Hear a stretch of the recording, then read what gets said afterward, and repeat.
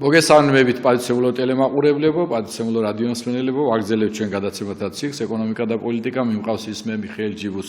დღეს თქვენთვის სტუდიაში მოვიწვიე ქალბატონი ნინო გურჯანაძე, მე მგონი წარდგენა მას არ ჭირდება, ცნობილი პოლიტიკოსი, საზოგადო მოღვაწე, მეცნიერი და ადამიანი, რომელიც ალბათ ქართული პოლიტიკის ბოლო 15-20 წელი მის სახელის გარეშე ვერ იქნება ვერც ისტორია და ალბათ ძალიან დიდი ხანი მომავალშიც. მოგესალმებით ქალბატონი ნინო. მოგესალმებით. უპირველეს ყოვლისა, მე მინდა გითხრათ, რომ ჩვენი შეხვედრის მოსამზადებლად მე არ მისარგებლია ჩვენი ურთიერთობი და თქვენთვის არ დამირეკავს. დავრეკეთ თქვენ თანაშემწესთან, ქალბატონ ლიასთან, ქალბატონმა ლიამ გადამისამართი მიმითითა პრეს სამსახურისაკენ, ქეთისაკენ და ქეთის მეშვეობით შედგა ჩვენი შეხვედრა. ეხლა მე ეს იმიტომ გავაკეთე, რომ მაინტერესებდა ეს სისტემა ბიუროკრატიული პარტიაში მუშაობს თუ არა და რომ მუშაობს ეს კარგია, მაგრამ ამ ისტორიას აქვს მეორე მხარე. თქვენ პრეს სამსახურის მეშვეობით ჩემთვის არ გაგისაზღვრავთ რაღაცა სასაუბრო, რის შესახებ ვისაუბრებდით. ან და როგორც ხდება რომელი კითხვა თქვენთვის უხერხული ან სასარგებლო და ასე შემდეგ. რატომ თქვენ მე რაღაცნაირად ისე შემხედეთ როგორც ცუდ ჟურნალისტ, ასეთი ისა გაქვთ თავდაჯერებულება, რომ თქვენთვის პრობლემური კითხვა არ არსებობს და ყველაფრისთვის მზად ხართ. დიდი მადლობა, მოგესალმებით ბატონო მიხეილ, მადლობა მოწვევისათვის და მივესალმებით ჩვენს ტელემაყურებლებს. გიპასუხებთ, ჯერ ერთი ნამდვილად გიდასტურებთ, რომ აი ესე შედგა ეს შეხვედრა, თუმცა თქვენ ნამდვილად შეგეძლოთ პირდაპირ დაგერეკათ ჩემთან და ეს პრობლემა არ არის, მაგრამ ესეც თქვენს პროფესიონალიზმზე და გარკვეულ ტაქტზე მეტყველებს, რომ თქვენ დაიცავით, თქვათ, ის ფორმალობა, რომელსაც როგორც წესით იცავენ ხოლმე გადაცემის წამყვანები ნორმალურ ვითარებაში. რაც შეეხება, რატომ არ განსაზღვრეთ თემა, ვიტყვი, ალბათ არ ჩამეთვლება ცუდად, რომ გარკვეულად თავდაჯერებულობა არის, რა თქმა უნდა, იმიტომ რომ მე მზად ვარ ნებისმიერ კითხვაზე გავცე პასუხი. ერთადერთი რაც შეიძლება უხერხული კითხვა იყოს, ეს იქნება კითხვა, რომელიც იქნება არაკორექტული ფორმით დასმული, მაგრამ თქვენ შემთხვევაში ეს საშიშროება არ იყო. ჩვენ კარგად გიცნობთ თქვენ როგორც პროფესიონალს, როგორც ძალიან, ასე ვთქვათ, თავაზიან და კულტურულ ადამიანს და ზუსტად ვიცოდით, რომ არანაირი არაკორექტული და ასე ვთქვათ, არასწორი კითხვები თქვენის მხრიდან არ იქნებოდა დასმული. ასე რომ ნებისმიერი კითხვა შეგიძლიათ დასვათ ყოველგვარი შეზღუდვების გარეშე და მე ვეცდები, რომ მათზე გიპასუხოთ. და სიმართლე გითხრათ, ამ ასეთი თქვენი ქცევის გამო მეც ბევრი კითხვები დამიგროვდა თავში და ვფიქრობ, რომ აი ფართო სპექტრის კითხვები რა იქნებოდა საინტერესო. მე ამ შემთხვევაში მინდა ერთი ისეთი კითხვით დავიწყოთ. შოთა რუსთაველი გიყვართ? და რუსთაველია ის თქვენთვის თუ რუსთველი? შოთა რუსთაველი. შოთა რუსთაველი. თვითონ თავის თავს რუსთველს უწოდებს და თვითონ თავის თავს რუსთველს უწოდებდა. ახლა აქ ზოგი მეცნიერი ამბობს რუსთაველს, ზოგი მეცნიერი ამბობს რუსთველს. ნებისმიერ შემთხვევაში ჩემთვის ის არის ძალიან ბევრი ისეთი სიმბოლო, რაც ჩემთვის არის პირდაპირ დაკავშირებული ქართულთან. უფრო სწორი იქნება ალბათ ვთქვათ, რომ ის პოემაში არის ის, რაც ზოგად საკაცობრიო ღირებულებებთან არის დაკავშირებული და არ არის მარტო ქართული, ხო? ერთის მხრივ, მაგრამ მეორეს მხრივ ჩვენ ალბათ ესე ვართ მაინც აღზრდილი, რომ მიგვაჩნია, რომ ეს არის ჩვენი, ეს არის ქართული, ის ყველაფერი რაც კარგია ამ პოემაში არის ქართული და ჩვენთვის ახლობელი. რა მოგწონთ? ლეკვის ამბავი მოგწონთ ყველაზე უფრო? მათ შორის ვეთანხმები აბსოლუტურად. ერთი რამ მინდა ესეთი შეგეკითხოთ და გთხოვოთ თან. საქმე იმაშია, რომ მე არც გეკითხებით თქვენ, რომ მომავალ საპრეზიდენტო არჩევნებში რადგან კი დარჩა პრეზიდენტის თანამდებობა კონსტიტუციაში, ორი წაკითხვით ყოველ შემთხვევაში ასეა, რომ იყრით თუ არა კენს. მე ამას აპრიორი ვფიქრობ, რომ ეს ასე უნდა მოხდეს. ყოველ შემთხვევაში თქვენ თუ არ ვფიქრობთ, ერთი ხმა რომ ეს უნდა გააკეთოთ და უშუალოდ უნდა იყოს შემატებული ჩემი ხმაც. მაგრამ აი თქვენ რომ მესამედ გახდეთ პრეზიდენტი, აი რუსთაველისათვის რას გააკეთებდით საქართველოში? ну, მოდით ესე ვთქვათ, რომ ჯერ ერთი მესამედ არ გამოვა, პრეზიდენტი გავხდები პირველად, იმიტომ რომ მანამ ვიყავი პრეზიდენტის მოვალეობის შემსრულებელი, რაც პრინციპულად განსხვავდება პრეზიდენტობისაგან, იმიტომ რომ შეზღუდულია პრეზიდენტის მოვალეობის შემსრულებლის ვადაც ხანგრძლივობით. და მეცინება ხოლმე იყო ესეთი ზოგიერთი ადამიანი ამბობდა ხოლმე რომ აი ხო იყო ორჯერ პრეზიდენტი, ოღონდ რატომღაც ავიწყდებათ რომ 45 დღეში რაიმეს გაკეთება გარდა იმისა, რაც მე გავაკეთე, პრაქტიკულად შეუძლებელია. ჩემი ამოცანა იყო მაშინ ქვეყნის სტაბილურობის შენარჩუნება და მე ვთვლი რომ ეს ნამდვილად ძალიან კარგად გავაკეთე და მაქსიმუმი გავაკეთე პრეზიდენტის მოვალეობის შესრულების დროს. ასევე გეტყვით რომ რა თქმა უნდა საფიქრალია მომავალ არჩევნებში კენჭისყრასთან დაკავშირებული გადაწყვეტილება. იმიტომ რომ ქართულ მოცნებამ ყველაფერი გააკეთა იმისათვის, აი ავტორიტეტების შიშით, იმის შიშით რომ არ მოსულიყო და არ ყოფილიყო არჩეული საქართველოში პრეზიდენტად ავტორიტეტის მქონე ადამიანი, ამის შიშით ყველაფერი გააკეთეს იმისათვის, რომ ეს ინსტიტუტი პრაქტიკულად გამოეშიგნათ, ისედაც დასუსტებული იყო წინა კონსტიტუციით, ეხლა ცდილობენ საერთოდ ესე ვთქვათ მაქსიმალურად გამოშიგნონ. თუმცა მინიმალური ფუნქციებითაც კი თუ ადამიანს აქვს ავტორიტეტი, ცოდნა, გამოცდილება ადამიანს შეუძლია ძალიან ბევრი რამე გააკეთოს ქვეყნისთვის. მე ერთ რამესაც ვიტყვი ბატონო მიხეილ, რომ თუ ჩვენს ქვეყანას და ჩვენს ერთს თავმოყრაობა აქვს შერჩენილი და მე დარწმუნებული ვარ რომ აქვს, ჩვენ ყველაფერი უნდა გავაკეთოთ იმისათვის, რომ ეს კონსტიტუცია მიღებული არ იქნეს მესამე მოსმენით და იმიტომ კი არა, რომ ბურჯანაძეს უნდა პრეზიდენტობა, ან დაუშვათ მიხეილ ჯიბუts უნდა, რომ ბურჯანაძე გახდეს პრეზიდენტი. არა ამიტომ, იმიტომ რომ ქვეყნისათვის დღეს საპარლამენტო მოდელი შემოტანა და იმ მოდელი შემოტანა, რასაც ამ კონსტიტუციით ჩვენ ქართული ოცნება გვთავაზობს, არის დამღუპველი. აბსოლუტურად დამღუპველი იმ რეალობიდან გამომდინარე, რაც ჩვენ გვაქვს პოლიტიკურ სპექტრში. როდესაც ჩვენ ხედავთ, როგორ გადაიქცევიან პოლიტიკური ძალების სატელიტებად, როცა ჩვენ ხედავთ, როგორ ადვილად შეიძლება манипуლირება დეპუტატების ხმებით და გათამაშება იმით, რომ აი გუნდის შიგნით ასე ხდება, ისე ხდება, თურმე დაპირისპირება, მაშინ როდესაც ჩვენ ვიცით, რომ ეს ყველაფერი არის ფარსი და თამაში. როგორ ადვილად ხდება დეპუტატების მოსყიდვა თქვათ და იგივე манипуლირება არჩევნებით, ამ დროს საპარლამენტო რესპუბლიკის შემოღება არის აბსოლუტურად დამაქცევარი ქვეყნისთვის. და ესეთი ლირიული გადახვევა, რას გავაკეთებდი დაუშვათ რუსთაველთან დაკავშირებით, ну როგორც მინიმუმ მეცოდინებოდა რომ იუბილე უნდა აღნიშნო. 851 წლის ნაცვლად აღნიშნავდით 857-ს. როგორც მინიმუმ აღნიშნავდით იუბილეს და არ დავივიწყებდით იმას, რომ იგივე კომუნისტების პერიოდში, რომელსაც ახლა ამდენი ადამიანი აკრიტიკებს, თქვენ გახსოვთ, დარწმუნებული ვარ ბატონო მიხეილ, ახლა ჩვენ ასაკი გვაძლევს იმის საშუალებას, რომ ეს გავიხსენოთ, როგორი, ესე ვთქვათ, მზარზეიმით მართლა, ოღონდ კარგი გაგებით ამ სიტყვის აღინიშნა შოთა რუსთაველის 800 წლის იუბილე და არა მარტო საქართველოში, არამედ მთელს ყოფილ საბჭოთა სივრცეში და ეს რა თქმა უნდა იყო მაშინდელი საქართველოს ხელისუფლების დამსახურება და უბრალოდ დასანანია რომ საბჭოთა პერიოდში რუსთაველის იუბილეს აღნიშნავდა მთელი საბჭოთა კავშირი და ყველა ქვეყანაში ტარდებოდა პრაქტიკულად ზეიმები და ძეგლები იხსნებოდა შოთა რუსთაველის, მათ შორის დაუშვათ კიევში, მათ შორის ასე ვთქვათ მოსკოვში პროსპექტს დაარქვეს სახელი და ასე შემდეგ.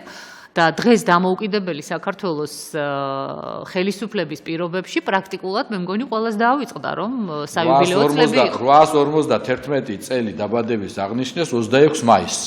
თითქოს 26 მაისი არ იყოს საკმარისი დღესასწაული აღნიშნისათვის, მაგრამ მე ასეთი თხოვნა გარდა ამისა, უბრალოდ შეგაწყვეტინებ და ერთ რამესაც ვიტყვი, იცით, მე ნამდვილად არა ვარ, თქვათ, ადამიანი, რომელიც მხოლოდ წარსულში იყურება, მაგრამ ნამდვილად ვარ ადამიანი, რომელსაც წარსულის კარგი ტრადიციების შენარჩუნება და გაძლიერება უნდა. და აი ის საფუძვლები, რაც ვეფხისტყაოსანშია, ძალიან ბევრი კარგი ტრადიციაც დამოკიდებულებაც პიროვნებებს შორის დამოკიდებულებაც საქმის და ქვეყნის და სამშობლოსადმი და ასე შემდეგ. მე ვფიქრობ, რომ ნამდვილად გასახსენებელია როგორც მინიმუმ მომავალი თაობების აღზრდაში. და ვეფხისტყაოსანი ამავე დროს საქართველოს მომავალიცაა, იმიტომ რომ ეს იდენტობის ერთი დასაყრდენია, თუ კაცი ქართველია, თუ კაცი წიგნიერია, თუ მას ოჯახი უნდა და ქვეყანა უნდა, ერთ მხარეს ალბათ ბიბლია უნდა ედოს და მეორე მხარეს ვეფხისტყაოსანი, ხო? იმიტომ ეს ორი რამ სინთეზში გვაძლევს იმას, რაც ჩვენ იდენტობაშია, მაგრამ მე მაინც ასეთი თხოვნა მქონდა და მინდა რომ ხელი შეუწყოთ ეს როგორც განვითარდება თქვენი პოლიტიკური კარიერა მომავალში, რომ აი ეს ორი სასახლე რო გვაქვს პრეზიდენტში, ერთში რომ არის და მეორეში არ არის პრეზიდენტი, მეორეში რომელშიც არ არის, უკვე გავიდა 3-4 წელი. ეკონომიკურად ეს ნიშნავს, რომ უკვე 20% რაც ფული დაიხარჯა ბუღალტრულად, ის უკვე გაქრა, იმიტომ ცვეთასგანისტის შენობა იმას გამოიყენებ თუ არა, ბუღალტრულად ის ცვდება და იქნება ერთი ასეთიმე რომელიმე შენობა გავხადოთ რუსთაველის სახლად.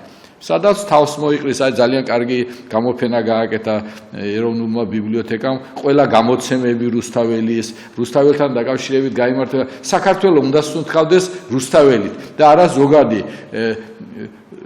სამშობლო რა არის? სამშობლო რუსთაველის რა არის? იმას რომ არ დაასახელებ. არა, რუსთაველი უნდა ეხდენდეს იდენტიფიცირებას საქართველოს. შეიძლება მაგაზე ფიქრობ. ესე თქვენ მე მინდა მაინც რო ხმა მოგცეთ, უნდა მომცეთ პირობა ან კი ან არა, იმიტომ ამაზე იქნება დამოკიდებული ჩვენი გადაწყვეტილება. თუმცა კარგით, ეხლა უნდა ვიფიქრო. მიუხედავად თქვენი ხმის ღირებულებისა, მე არ შემიძლია ისეთი დაპირება მოგცეთ, რომელშიც თუმცა რუსთაველით უნდა სუნთქავდეს ქვეყანა. ეს მნიშვნელოვანია დღეს, როდესაც საუბარია უამრავი ადამიანი ჩამოდის, ჩვენ ამ ხრივ გვაქვს აი ესეთი პრობლემა. ეს ერთი დიდი მხარე რუსთაველთან დაკავშირებით. მეორე მხარეს მინდა ასეთი რაღაცა მაინტერესებს. მე დღეს მინდა ასეთი კითხვა დაგისვა. თქვენ როგორ უყურებთ სტატუსს? ანუ სტატუს გაკეთებას დაუშვათ შეუძლია. ფიქრობთ თუ არა ჩვენმა თაობამ უნდა გაიკეთოს ეს, ან და პოლიტიკოსებმა, ვისაც პრეზიდენტობა უნდა ქონდეს, სტატუ უნდა ქონდეს თუ არ უნდა ქონდეს? იცით რა, ეხლა ძალიან ისეთ სარისკო კითხვაა ახალგაზრდების თვალში, იმიტომ რომ ძალიან გატაცებულები არიან. გაბრაზების გამოხატულება ეს ახალგაზრდები ამით მე არ მომწონს, გულწრფელად გეტყვით, მე არ მომწონს, ჯერ ერთი იმიტომ რომ იგივე ახალგაზრდებს უნდა ესმოდეთ, რომ ღირებულებები გარკვეულწილად, ნუ ახლა საბაზისო ღირებულებებზე არ ვამბობ, მაგრამ ეს საბაზისო ღირებულება არ გამოიხატება სტატუსში, ხო? გემოვნება იგივე ადამიანის იცვლება წლებთან გააწლებთან ერთად და ის რაც მოგწონს 20 წლის ასაკში, შეიძლება სულაც აღარ მოგწონდეს 40 წლის ასაკში და გარკვეული ესე ვთქვათ, დაღი, რომელსაც სხეულზე ასე ვთქვათ იღებენ, ხო, ახალგაზრდები შეიძლება მე მათთვის შემაწუხებელი იყოს, მაგრამ ეს არ არის გამსაზღვრელი. შეიძლება სტატუ არ ქონდეს ადამიანს და ძალიან დადებითი იყოს როგორც პიროვნება, როგორც მოქალაქე, როგორც ადამიანი იყოს უსაზღვროდ განათლებული და კეთილშობილი და შეიძლება ქონდეს და იყოს ცუდი ან პირიქით. ეს არ არის მაჩვენებელი ადამიანის პოზიტიური ან ნეგატიური, ესე ვთქვათ, მხარისა, მაგრამ მე თუ შემეკითხებიან, მე მაგალითად არ ურჩევ. ძალიან მომეწონა თქვენი პასუხი, გავაგრძელებთ თემას, შემოუშვათ ზარი, გისმენთ სტუდიაში. გამარჯობათ, კარბაზონინო. გამარჯობათ. გამარჯობათ, კარბაზონინო. მოგესალმებით. მე უარესად დიდ პატივს ვქცევ თქვენ. მე დღეს ეულსაც ვიცნობ, როგორც პროკურორს. მე ვარ ყოფილი გამომძიებელი. დაახლოებით 25 წელი შინაგან საქმეთა სამინისტროში მარტო გამოძიებაში ვიმუშავე. ეხლა რა არის, მე პრაქტიკოსი კაცი ვარ. მამა თქვენსაც ძალიან კარგად ვიცნობდი და ვიცნობ და ღმერთმა აცოცხლო. ეხლა ეს შეკითხვა მაქვს, რას ფიქრობთ, როცა იურისტები არ ფიქრობენ იმას? 2007 წელს ნაციონალურობა სისხლისამართლის კოდექსიდან ამოიღეს სამშობლოს ღალატი. მოდი დავიწყოთ აქედან. აი როდესაც მე ისიდორე დოლიძე ლექციას მეკითხავდა, ის დიდი აკადემიკოსი კაცი. სახელმწიფო რა არის, სამართალი რა არის და ბადურ მიხეილსაც მინდა მიმართო. თუ სახელმწიფოა, სამართალი უნდა იყოს. თუ სამართალია, მაშინ სახელმწიფოს უნდა აღწევდეს. და მეორე, ერთი ამაზე გამაცით პასუხი. თქვენ ფიქრობთ თუ არა, რომ საქართველოში 25 წლის განმავლობაში მოხდა გენოციდი? ამის საფუძველი მაქვს, თავისუფლად შემიძლია მე 40 გამომძიებელი, მე მოვალ თქვენთან და შევხვდით რა. დავაღელო საკითხი, რომ გენოციდი მიდიოდა და რაც შეეხება ნაციონალურ მოძრაობას. აი იურისტები რომ გამოდიან და ადამიანის უფლებებით დაირღვა. სისხლისამართლის კანონმდებლობაში არის 408 მუხლის სისხლისამართლის დანაშაული ადამიანების წინააღმდეგ.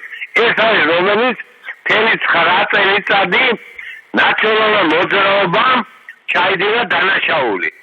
მაგრამ ჩვენ არ შეგვიძლია ორის პოლიტპატიმარიო 200 და აი ისინი წააწეს.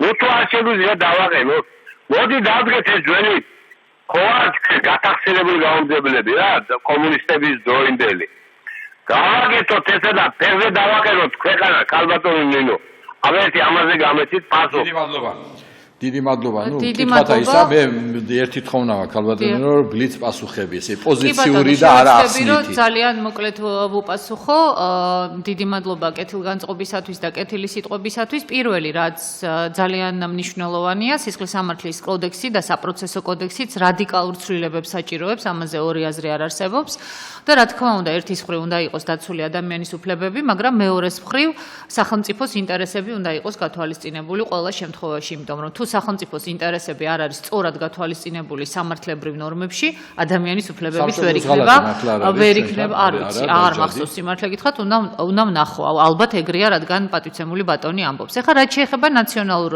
მოძრაობას ნაციონალურ მოძრაობასთან დაკავშირებით ჩემი პოზიცია სრულიად ცნობილია საქართველოსთვის და მე ვთვლი რომ ყველა იმ ადამიანს ვისაც დანაშაული ჰქონდა ჩადენილი უნდა ეგო პასუხი სამართლის და კანონის მიხედვით არა პოლიტიკური დევნიდან გამომდინარე არამედ ნამდვილად სამართლიანობიდან გამომდინარე და ასეთ შემთხვევაში დაუსჯელობის სინდრომი ქვეყანაში ერთხელ და სამუდამოდ დასრულდებოდა და რაც შეეხება გენოციდს ხა მე არ ვიცი ბატონი რას გულისხმობდა კონკრეტულად გენოციდში ხა ფიზიკურ გენოციდს ალბათ არა მაგრამ ის რომ მთელი ამ წლების განმავლობაში სამწუხაროდ ისე წარიმართა პოლიტიკა ქვეყანაში რომ ყველაფერი კეთდებოდა იმისათვის რომ ერი გამხდარიყო უფრო ნიჰილისტურად განწყობილი და ადვილად სამართავი ეს სამწუხარო ფაქტია და ეს შეიძლება გენოციდის რაღაცა ერის ინტელექტუალური გენოციდის მცდელობის რაღაცა ფორმად ჩაითვალოს იმიტომ რომ მე სამწუხაროდ დავინახე მე ვერც კი წარმომედგინა ადრე გულწრფელად უნდა გითხრათ რომ ეს მიზანმიმართული პოლიტიკის ნაწილი შეიძლება ყოფილიყო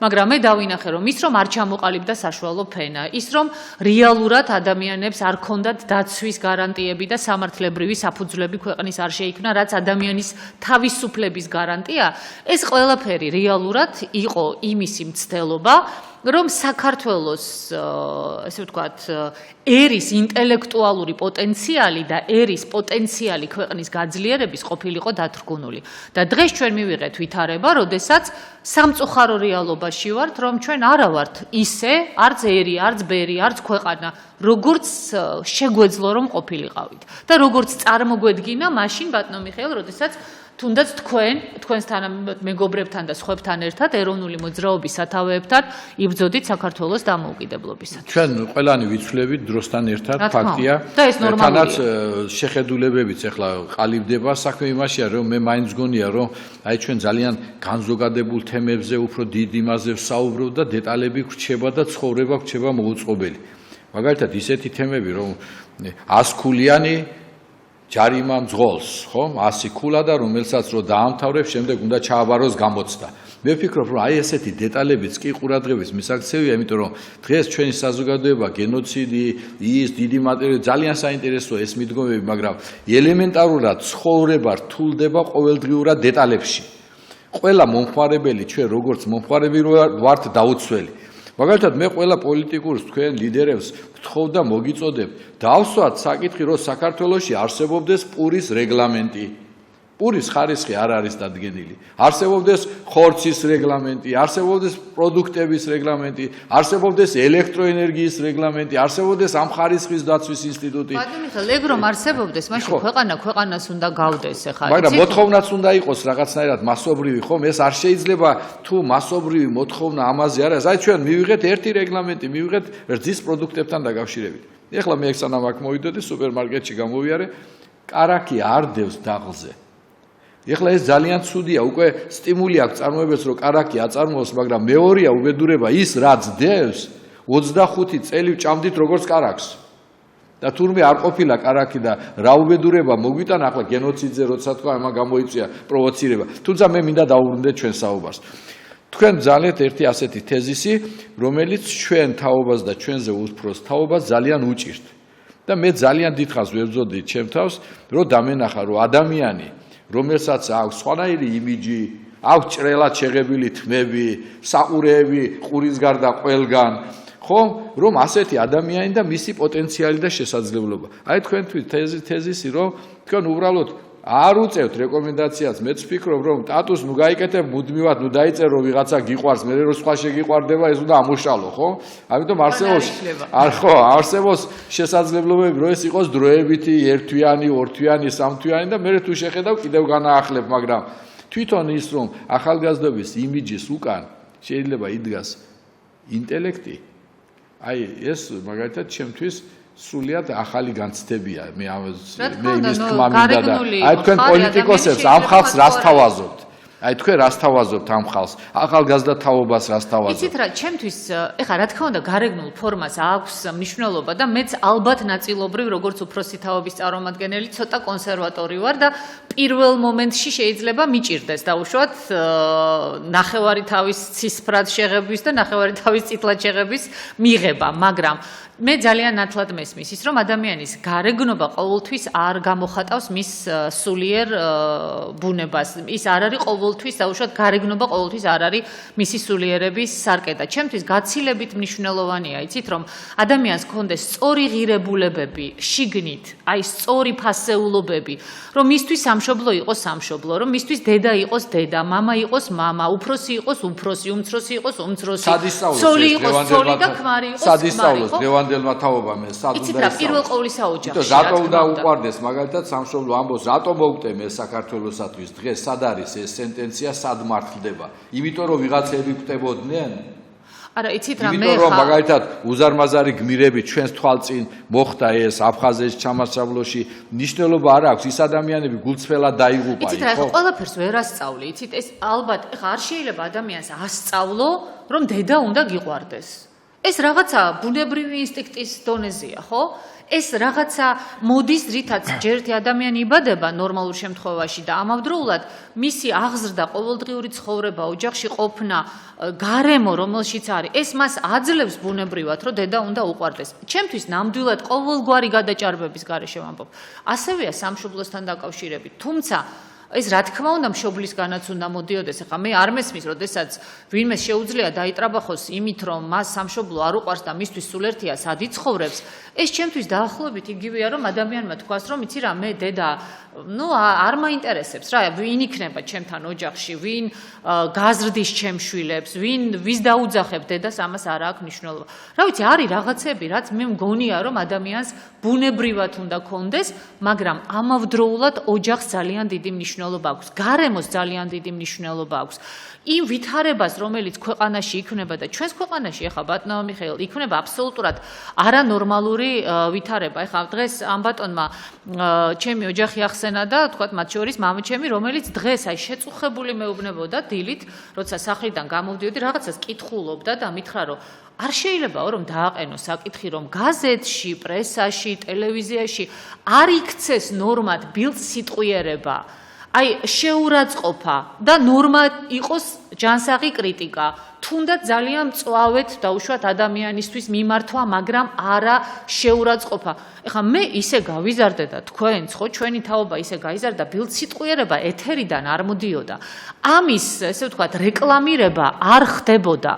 არ ხდებოდა რეკლამირება, ვთქვათ, არასწორი მეტყველების. დღეს ჩვენ რას ვხედავთ? დღეს ტელევიზიების აბსოლუტური უმრავლესობა და უმეტესობა იმას კი არ ცდილობს, რომ მოსახლეობის დონე აწიოს, მოსახლეობის შემეცნების დონე გაზარდოს და მოსახლეობას დაუშვათ მიაწოდოს ისეთი პროდუქტი, რომელიც ადამიანის ინტელექტუალურ დონეს აამაღლებს. გნებავთ ეს სერიალები იყოს, გნებავთ ეს ток-შოუები იყოს, გნებავთ ეს იყოს თუნდაც დაუშვათ იგივე გასართობი და სახუმარო გადაცემები.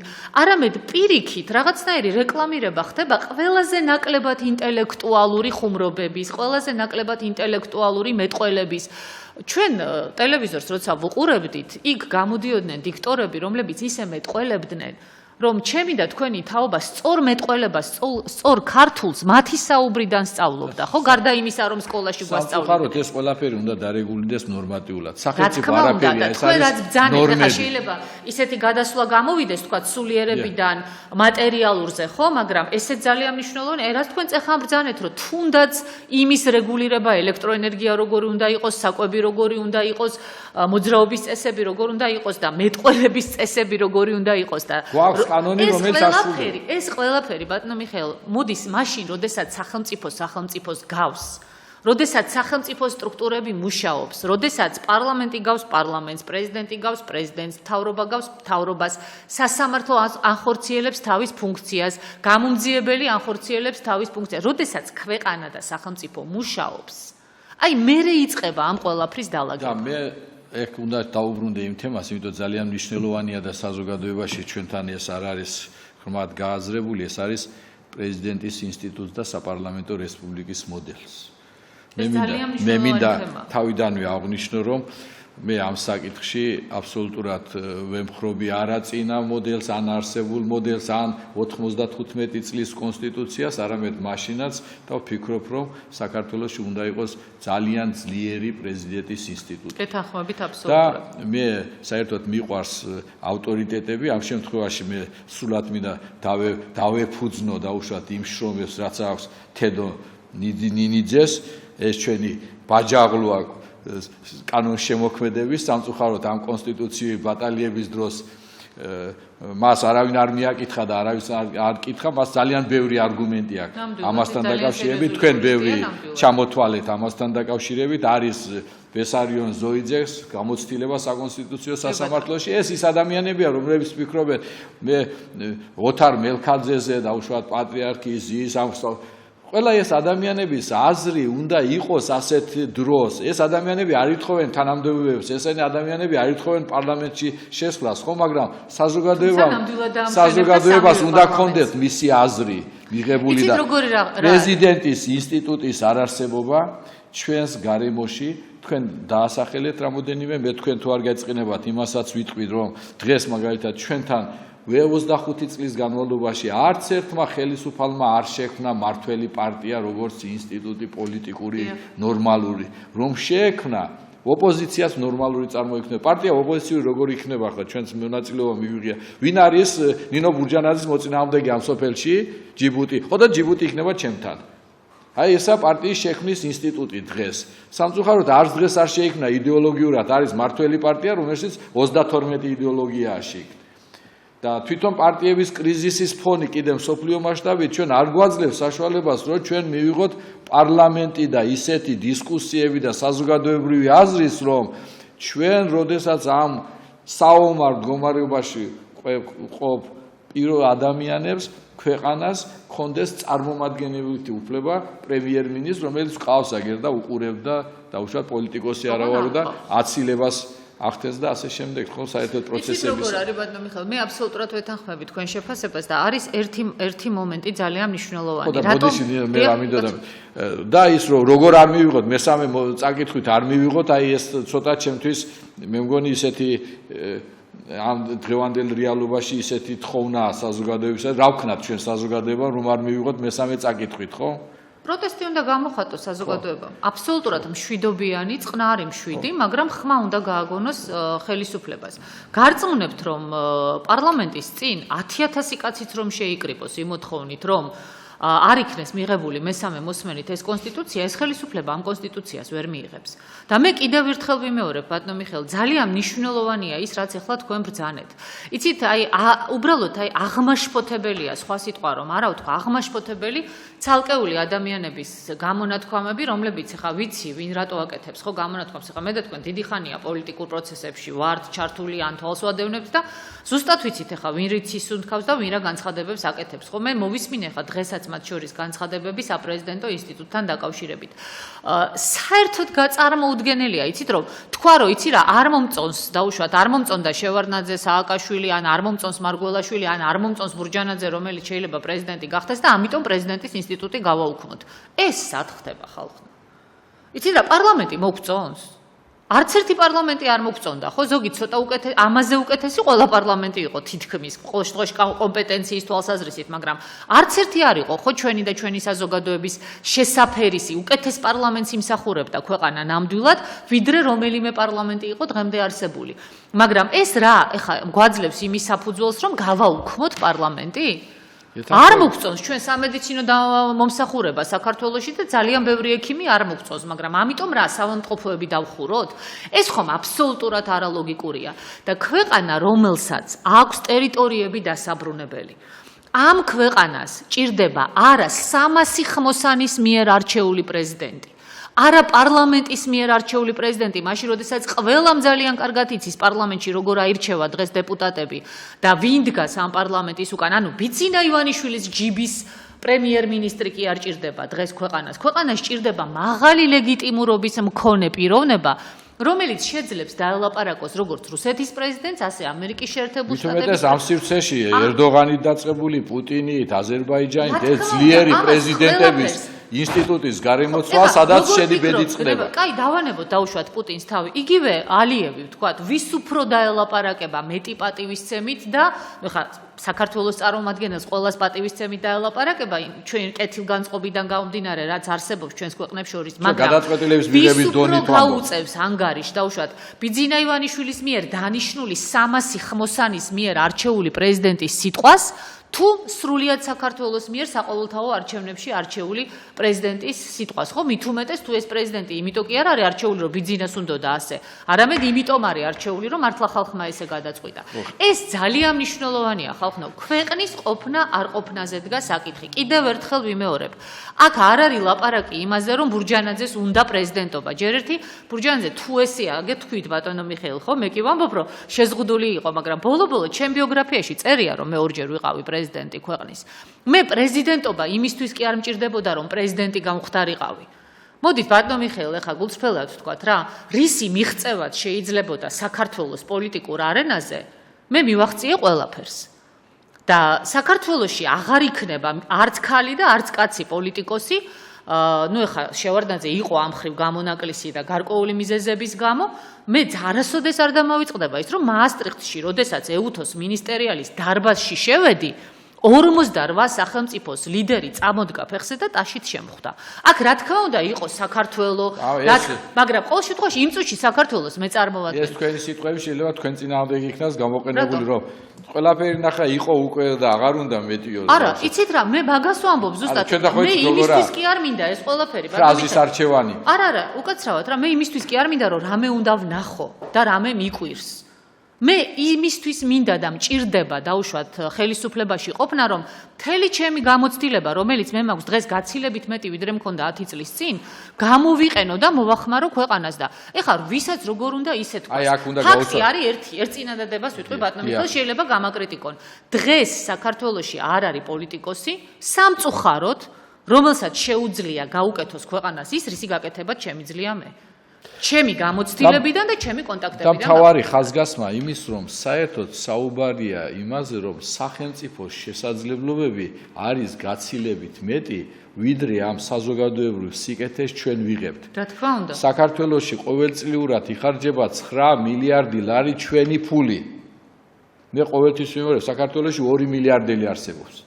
ერთი ქართველი ხალხი თავისი ბიუჯეტით, მეორე ბიძინა ივანიშვილი. ქართველმა ხალხმა ხელისუფლება ჩააბარა ბიძინა ივანიშვილს და შეიქმნა საოცარი მოდელი ჩვენთან მართლობის, რომელიც სოფლიოში არ ყოფილა. მე მას სახელი მოუძებნე და ვარქვი სოლოკრატია. სოლო ერთის მართლობა. ეს ისეთი ერთის მართლობა დიქტატურაც არ არის. დიქტატურა არის თუ არის, ის კაცი არის ან ხალი არის მართლობაში თვითონ.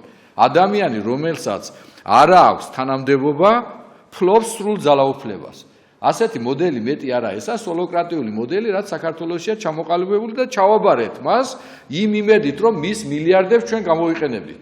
სანაცვლოდ რა მივიღეთ? ავიღეთ და ჩვენი 9 მილიარდი მივეცით და ვახარჯვინებთ მას. ხოდა ეს მოდელი ჩამოყალიბდა, ანუ სახელმწიფოს შესაძლებლობების გამოყენებაზეა, იმ სტანდარტზე, იმ გარემოზე, იმ თვისებებზე, აი რასაც ამ ბიუჯეტზე, როგორ შეიძლება ხომ გინახავს ოჯახი, რომელსაც ერთი და იგივე შესაძლებლობები აქვს. საქართველოს 9 მილიარდის გამოყენება შეიძლება უკეთესად. აი ამას ვზანებ თქვენ და ამიტომ ეს არის მისაღები. Skype-ი შემოუშვათ, ძალიან მოკლედ, ბევრი გვაქვს სასაუბრო და გავაგრძელებთ. გამარჯობა ბატონო მიხეილ, გამარჯობა ალბათო ნინო. ბატონო მიხეილ, როგორც თქვენ ეკონომისტი, აი ეკონომიკური კუთხით მინდა დავუსვა ალბათო ნინოს პოლიტიკოს ესეთი კითხვა. ჩვენ შევარდნაძის დროს 2003 წლისთვის იმის გამო, რომ საქართველოს მოსახლეობა ჩამოვიდა 4 მილიონამდე და იყო მწვავე სოციალური კრიზისი, პარლამენტის რაოდენობა მისი უარგისობიდან გამომდინარე შევამცირეთ 150-მდე. ბალტიის სპირტის ქვეყნებმა როცა მიიღეს, ხელი მოეწერეს ვიზა ლიბერალიზაციას ევრო ასოცირების ხელშეკრულება დადეს მათაც 150 ერთეულიდან იმის გამო რომ იქ მოსახლეობაც ემიგრაციიდან ჩამოვიდა 3 მილიონ ნახევრამდე ზოგმა ესტონეთმა 80-მდე ჩამოიყვანა ზოგს 90 იყავს ზოგს 100 ჩვენთანაც როცა ეხლა ისე რიგივე სიტუაცია რაც შევარდნადის დროს იყო მწვავე პოლიტ-სოციალურ ეკონომიკური კრიზისი და ორ თვეში 20,000 კაცი გაიქცა უკვე ახალგაზრდობა ევროპაში რატომ არ აპირებთ პოლიტიკური პარტიები გარდა დამოუკიდებელი პოლიტიკოსებისა ეკონომისტებისა რომ დააყენოთ საკითხი პარლამენტართა რაოდენობის შემცირებაზე, რამე თუ 150 პარლამენტარში 41 ყავს მილიონერი, რომელიც თავისი სიამოვნების გულის იმის მეც არაფერს აკეთებ. ეს ხوارი ჩვენი თანამედროვეობა და ევროპულობა აზიატობისაგან განსხვავებით. აი ქალბატონო, ვიპასუხეთ დიმიტრი ლორთქიფაინძე თანახმა თქვენი პარტიიდან, რადგან თქვენს გარდა და ახვლედიანის გარდა. სხვა პოლიტიკომუნისტებთან და ექსპერტებთან ერთად. მადლობა. დეტალებს ჩვენ ვერ აღვიქვამთ. არა, მნიშვნელობა არ აქვს, თავარი არის კითხვა, რატო არ აკეთებთ საკითხს საპარლამენტის რაოდენობის შემცირების შესახებ. კი ბატონო, მე ვერ გავიგე, მე რაში არა ვარ თანახმა არა, მაგას განსხვავებით ნიშნავს თავარი აი ეს. დიმიტრისგან, უბრალოდ მე მგონია ეს შეცდომაშია კითხვა შეყვანილი ვთქვათ, ეს ადამიანი. არაფერი საწინააღმდეგო არ მაქვს იმისა, რომ შემცირდეს უბრალოდ აქტივობა თქვენი არ არის შენიშნული პარლამენტის ამემართულებით. იცით რა შესაქმე? ეს ვერ იქნება ჩემი მთავარი პრიორიტეტი პირდაპირ გეტყვით. იმდენი პრობლემაა დღეს ქვეყანაში, რომ ყველაზე სერიოზული პრობლემებია, რომელსაც მე ვაყენებ და ერთ-ერთი საკითხი შეიძლება იყოს შემდეგ უკვე პარლამენტარების რიცხოვნობის შემცირება. ეს არ არის პანაცეა და ეს არ არის თემა, რომელიც გადაარჩენს საქართველოს. თემა, რომელიც გადაარჩენს საქართველოს არის ის, რაც მე ვთქვი, საკონსტიტუციო ცვლილება. თემა, რომელიც გადაარჩენს საქართველოს არის საარჩევნო სისტემის შემოღება, როდესაც თქვენ პატივცემულო ბატონო, თქვენს თანამემამულეებთან, ჩემს თანამემამულეებთან ერთად ჩვენ ავირჩევთ ისეთ პარლამენტს, თუნდაც 150 კაცის შემადგენლობით, რომელიც სწორად განსაზღვრავს საქართველოს პრიორიტეტს, გადაწყვიტავს მაჟორიტარი პარლამენტარები გვინდა თუ არ გვინდა და თუ მაჟორიტარები გვინდა, მაშინ აუცილებლად 150 უნდა იყოს მინიმუმ, იმიტომ რომ 70 რაიონია და თუ მაჟორიტარები არ გვინდა, მაშინ ის საკითხი, რომელზეც ბატონი ბრძანებს, გაცილებით უფრო მარტივი გადასაწყვეტია. აი იმას, რომ ეს გადაწყვეტილება იქნეს მიღებული, რომ პარლამენტის რაოდენობა შემცირდეს, ამას სჭირდება ჯერ სწორი საკონსტიტუციო რეფორმა, სწორი არჩევნების ჩატარება, სწორი სასამართლო სისტემის დალაგება და ეს შეიძლება მომავალმა პარლამენტმა ძალიან მარტივად გააკეთოს. მე ხა არაფერი განსაკუთრებული ინტერესი არ მაქვს იმისა, რომ 150 პარლამენტარი იჯდეს მაინდა-მაინც და არა 80, მაგრამ ჩემი ინტერესი ბატონო მიხეილ არის ერთი რამ. 80 პარლამენტარი იჯდება, 85 თუ 150, რომ ეს ადამიანები იყვნენ კეთილსინდისიერები, იყვნენ პროფესიონალები და იყვნენ არა მონები ვინმეს ჯიბის, როგორც ეს ძირითადად ეხლა არის ბიძინა ივანიშვილის შემთხვევაში, არამედ მართლა იყვნენ არჩეულები ხალხის მიერ და მართლა იყვნენ ხალხის წინაშე პასუხისმგებელი და ანგარიშვალდებული და არა ივანიშვილის წინაშე პასუხისმგებელი. ერთი შეკითხვა დამებადა ასეთი. ქართული პოლიტიკა ივანიშვილის გარეშე. ეხლა არ დავიწყებდი ამაზე ლაპარაკს, სწორად გამიგეთ ბატონო მიხეილ, იმიტომ რომ არის მართალი თუ არ არის მართალი, გავრცელდა გარკვეული ჭორები, ხო, ივანიშვილის ჯანმრთელობასთან დაკავშირებით. მე მგონი უბრალოდ მე ხა ნამდვილად არავის არ უსურვებ ჯანმრთელობის შერყევას და ან რაიმე ცუცს, ხო? პოლიტიკურად მე ნამდვილად მინდა რომ ივანიშვილი ესე ვთქვათ სწორად იქცეოდეს და არა ისე როგორც იქცევა, ანუ ან დარჩენილიყო მმართველობაში და ან რადგან წავიდა საერთოდ წავიდეს და მოაშოროს ესე ვთქვათ ეს ქართული ოცნება ხელისუფლებას, მაგრამ მე ხა ჯანმრთელობის პრობლემების შექმნას მე არავის არ უსურვებ და მათ შორის არც ივანიშვილს, ხო? აქედან გამომდინარე, მე უბრალოდ არ მინდა დღეს რაღაცა ესეთი გამოგვივიდეს, ხო? როცა გამოჩნდება ივანიშვილი და დავინახავთ, რომ დაუშვათ ჭორია, ხო? მაშინ ვიტყვი, როგორ წარმომიდგენია ქართული პოლიტიკა ივანიშვილის გარეშე და დღეს მოდით ამ პასუხისგან დავშევიდეთ. ასეთი კითხვა, ჩვენ საუბრობთ. ისე საერთოდ ადამიანი ან უნდა იყო, ბატონო მიხეილ, ან არ უნდა იყო. მე ყველაზე მეტად არ მიყვარს მოჩვენებითობა. თუ ხარ პოლიტიკაში და ივანიშვილი რეალურად დარჩა პოლიტიკაში, ის უნდა დარჩენილიყო თანამდებობაზე და პასუხისმგებლობაც აეღო. თუ მან თქვა, რომ ის პოლიტიკიდან მიდიოდა, მაშინ მართლა უნდა წასულიყო პოლიტიკიდან და არ უნდა დაეწყო ის, რაც დაიწყო, ხო, გნებავთ პრეზიდენტის არჩევნებთან დაკავშირებით, გნებავთ მერე საპარლამენტო არჩევნებთან დაკავშირებით, ასე ან უნდა იყო, ან არ უნდა იყო. გამბედაობა ადამიანს უნდა გეყოს იმისა, რომ რასაც აკეთებ, იმას თავისი სახელი დაარქვე და პასუხისმგებლობა. მაგას ეკონომისტები ვეძახით, მაგალითად საბაზრო ეკონომიკას თუ მიანდობ, რაღაცები უნდა მიანდო და თუ შენ შემდეგ ჩაერევი, უკვე საბაზრო ეკონომიკაში აძლევთ სრულ ინფორმაციას. ნახევრად გაკეთებული საქმე საერთოდ არასდროს არ აკეთდება. სიგნალებს აძლევს, სრულ ნიშნებს აძლევს და მექანიზმი ვერ მუშაობს. ასევეა სახელმწიფოც. მე უბრუნდები ერთ საკითხს, რადგან შევეხეთ პერსონალურად, მაგალითად ბატონი თედო ნინიძე თვლის, რომ საქართველოში მისწრაფება იმისათვის, რომ ყავდეს ერთი ლიდერი, ანუ პრეზიდენტის ინსტიტუტს ასაბუთებს არა მარტო იმ საჭიროებებით, რომელიც ისტორიულად ჩამოყალიბდა და ეს მისი დასაბუთება ეხლანდელი კი არა, ეს არის 95 წლის კონსტიტუციის მიღების წინანდელი და ნუ ეხლა ისტორიულად მეორდება იგივე კამათი. არამედ ისიც, რომ მოთხოვნა ჩვენში რომ ყავდეს, ეს არის კუთხეების დონეზეც და ეს არის ეთყობა საზოგადოების დონეზე, რომ ყავდეს ლიდერი. აი თუნდაც ჩვენ ეხლა ადამიანების უმრავლესობა, ხო?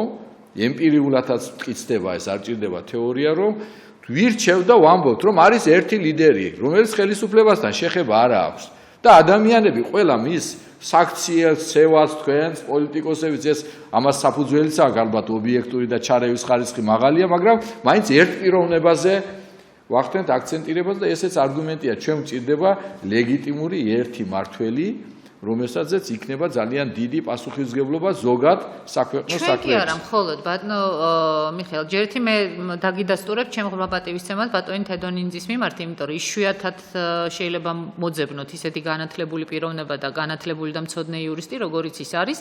და უბრალოდ ძალიან ესე ვთქვათ სამწუხაროა, როდესაც ჩვენ ახლა ტელეეთერებში მუდმივად ხედავთ ახლად გამოჩეკილ ექსპერტებს, რომელთა არც წიგნი გვინახავს, არც სტატია გვინახავს, არც ადრე ვთქვათ მათი წაკითხული ლექცია არ გვინახავს, მაგრამ ვერ ხედავთ იმ ადამიანებს, ვინც თქვენ ჩამოთვალეთ. მე არაფერი არ მაქვს საწინააღმდეგო ახალგაზრდა ექსპერტებისა, მაგრამ არ უნდა დავივიწყოთ ვთქვათ ძველი თაობის გამოცდილი ადამიანებიც. ეხლა რაც შეეხება ლიდერს, იცით, ეს არ არის მხოლოდ საქართველოს პრობლემა, ხო? ყველა კრიტიკულ სიტუაციაში, ყველა დიდ ერსაც კი სჭირდებოდა ლიდერი. ყველა დიდი ერი მილტოდა იმისკენ, რომ აი რაღაცის, ესე ვთქვათ, ყოფნა არ ყოფნის ამ პრინციპული საკითხის გადაწყვეტის დროს ქვეყანას სათავეში ყოლოდა ადამიანი, რომელიც გაყვებოდა ამ ადამიანების თანამოაზრეების გუნდს და იდეებს, ხო? ეხლა აქ არ არის ლაპარაკი, რომ ვინმე უნდა გავაღმერთოთ. ჩვენთვის კარგი ისტორია, საფრანგეთის ისტორია დაუშვათ პარლამენტარიზმის ისტორია და დეგოლის ფიგურა. დეგოლის მაგალითი, როდესაც დეგოლი 10-15 წლის განმავლობაში დაახლოებით, ხო, გადგა პოლიტიკიდან პრაქტიკულად გვერდით, მაგრამ როდესაც საფრანგეთში რეალურად კრიზისზე იყო და ეს კრიზისზე გამოიწვია სწორედ საპარლამენტო მოდელმა საფრანგეთში, რომელიც ჩვენზე ბევრად განვითარებული და ჩვენზე მეტი დემოკრატიული ტრადიციის მქონე ქვეყანაა. აუცილებელი გახდა სწორედ დეგოლის მობრუნება პოლიტიკაში და დეგოლის მობრუნების პირობა რა იყო, თქვენ ძალიან კარგად გახსოვთ. სწორედ საპარლამენტო რესპუბლიკის საპრეზიდენტო რესპუბლიკად გარდაქმნა და მანდატი სრული ნდობის პრეზიდენტობის დროს დეგოლისა და რომ არა დეგოლი და რომ არა საპრეზიდენტო მოდელზე გადასვლა, ეხლა ჩვენ ძალიან შორს წავალთ და თქვენ ჩემზე უკეთ იტყვით, ეკონომიკურად რა ელოდებოდა საფრანგეთი. დღეს საფრანგეთი არ იქნებოდა რომ არა დეგოლი. და სხვათა შორის ის, რომ საფრანგეთმა დეგოლის დროს დაიწყო ძალიან სერიოზულად გაძლიერება, გაბედა დამოუკიდებელი თამაში, მათ შორის ნატოდან გასვლაც კი, სწორედ ეს იყო იმის ფასი, რაც მერე დეგოლმა გადაიხადა, როდესაც მას გარკვეულწილად მაშინდელი ფერადი რევოლუცია მოუწყვეს შესაბამისმა ძალებმა და ქვეყნებმა, მოდი აღარ დავაკონკრეტებ, და დეგოლი წავიდა ხელისუფლებიდან. რომ არა დეგოლის გაზარდა თავისი მაგალითით საფრანგეთი. თუმცა მან საფრანგეთი გადაარჩინა და საფრანგეთი კვლავ აქცია დიდ სახელმწიფოდ. ასეთი მაგალითები გარდა საფრანგეთისა ჩვენ ძალიან ბევრი შეგვიძლია კიდე მოვიყვანოთ. ქალბატონო, ეხლა მაქვს ერთი ასეთი კითხვა. ის ჯგუფი მამუკა გიორგაძის ჯგუფმა მეც შევდიოდი მაშინმაში თავის დროზე წამოაყენეს პარტიების დაფინანსების საკითხი. მაშინ ის წინადადება არ გავიდა. შემდეგ ეს გავიდა და დღეს ეს სისტემა არსებობს. თუ ჩვენ ვლაპარაკობთ საბიუჯეტო ხარჯების რაციონალიზაციაზე და გვაქვს ბევრი ამასთან წინადადება, დღეს პარტიების დაფინანსების საკითხს თქვენ როგორ უყურებთ? მე ახლა არ მინდა ისე გამოვივიდეს რაღაცა ისე დავსვათ, თუმცა მე კითხვის არსს რაში ვხედავ. ჩვენ გვაქვს საპარლამენტო შედეგები მივიღეთ, პარტიები იყო, დაიშალა ეს პარტიები, დარჩა მარტო სახელი, ანდა მეორე, მესამე ფენა, რომელსაც მოსახლეობისათვის არ ქონდა ის დამსახურება, ეს პარტიები იღებენ ფინანსურ დახმარებას.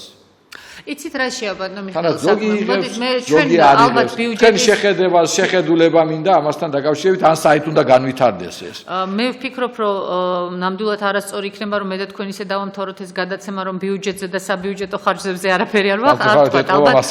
ხო, შეიძლება ორი სიტყვით მაინც ვთქვათ, იმიტომ რომ არავინ ამ თემაზე აღარ ლაპარაკობს სამწუხაროდ, მაგრამ რაც შეეხება პარტიების დაფინანსებას, მე არ ვიტყოდი, რომ პარტიების დაფინანსების სისტემა საქართველოში იდეალურია, მაგრამ ის კამპანია, რომელიც ეხლა არის დაწყებული სახელისუფლებო ძალების მხრიდან, მე არ ვამბობ ბატონი მამუკას და სხვების ინიციატივას, იმიტომ რომ მათ კორექტირება უნდათ პარტიების დაფინანსების. სახელისუფლებო პარტიის ამოცანა ეხლა არის, რომ პრაქტიკულად ყველას შეუწყვიტოს ყველა პარტიას დაფინანსება და იცით რა, ერთის მხრივ თუ მოსახლეობა ამაში კარგად არ გაერკვევა, იტყვიან, რომ აი რატო უნდა დავაფინანსოთ ჩვენი ხარჯებით პარტიები. სხვანაირად პარტიები სამწუხაროდ ვერ იარსებებენ, თუ საქართველოში შეიქმნება ჯანსაღი კონკურენცია, ბატონო მიხეილ, და მართლა არჩევნები ჩატარდება ისე, როგორც ეს ტარდება დემოკრატიულ სახელმწიფოში, მაშინ რა თქმა უნდა საარჩევნო, ესე ვთქვათ, დაფინანსების წესით შეიცვლება და პარტიები სხვაგვარად მიიღებენ დაფინანსებას, მაგრამ თუ დღეს პარტიებს არ ექნებათ გარკვეული დაფინანსება და ყველაზე ლეგალური დაფინანსება არის ბიუჯეტიდან მიღებული დაფინანსება, მაშინ უბრალოდ პარტიები ვეღარ იარსებებენ და დარჩება მარტო ბიძინა ივანიშვილი, ქართული ოცნება, ნაციონალური მოძრაობა, რომელსაც აქვს თავისი დაფინანსების წყარო და ქვეყანაში პოლიტიკური პროცესი მოკვდება. იმიტომ რომ დღეს რასაც პარტიები იღებენ, ეხლა ჩვენი პარტია მაგალითად რა დაფინანსებასაც იღებს, ეს დაფინანსება საკმარისი არ არის იმისთვისაც კი რომ ყველა რაიონში ოფისი გაიხსნას.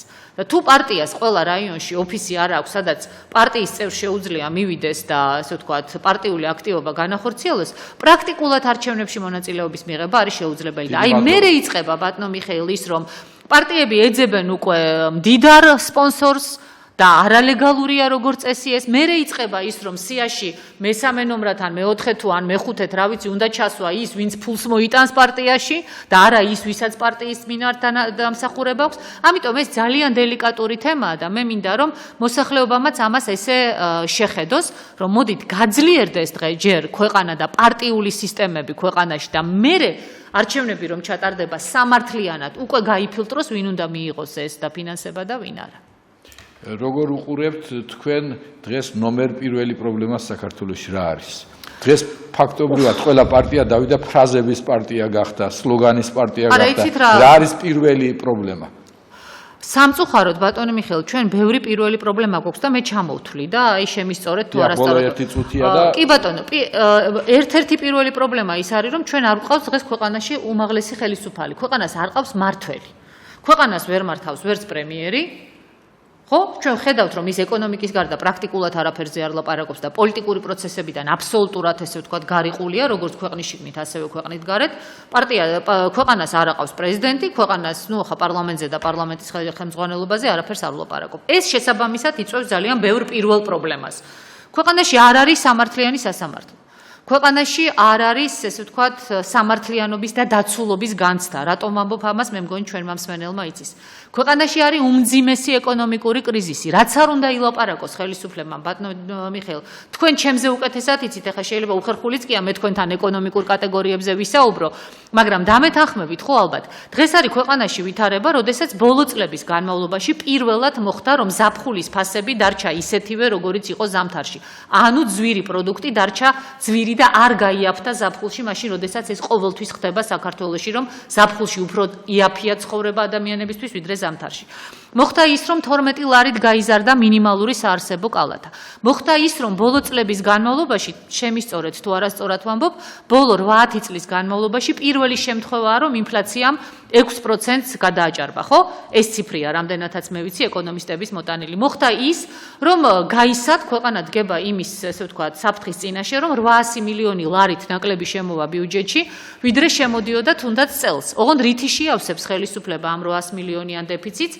მე ნამდვილად არ ვიცი და ეს პირდაპირ დაარტყამს და თუ ვინმე იტყვის, რომ ეს შეივსება იმით, რაც ქონდა ხელისუფლებას ჩაფიქრებული, რომ ნავთობპროდუქტებზე აქციზი მოიმატებს, ამ აქციზის მომატება მარტო ნავთობპროდუქტების შემომტარ ბიზნესმენებს ხო არ აწევათ, არა? ეს პირველ ყოვლისა გამოიწვევს ნავთობპროდუქტების ფასის გაზრდას, საწვავზე ფასის გაზრდას, შესაბამისად ფასების გაზრდას ყველაფერზე, რაც დაარტყამს. ალბათ ნინო, იმდენი პირველი ის ჩამოთვალე და ისეთ თემებს მიადექით, მე დამნაშავედ ვზნობ თავს და ამის ეკონომიკური ნაწილი ჩვენი გადაცემა. არა, ეს ხო ესე არის, ბატონო მიხეილ, ჩვენ ხო ვიცით, რომ ამ პირველ თემებში არის ის, რომ ადამიანების უმეტესობა დღეს საქართველოში მაცივარს აღებს და მაცივარი მას ცარიელი აქვს. დიდი მადლობა. და აქედან გამომდინარე, უბრალოდ ვეღარ ფიქრობს იმ ძალიან ბევრ სხვა პრობლემაზე, რომელიც ასევე არსებობს ქვეყანაში. დიდი მადლობა. ძალიან მალე კიდევ გავიდა გამოჩნდა თქვენთან ჩემი დრო. ჟურნალისტური სისუსტეები, იმიტომ რომ თავარი თემები ფაქტიურად განუხილველად, შემდეგ ვიტოვებ იმედს კიდევ შევხვდებით ჩვენ ამ ეთერში.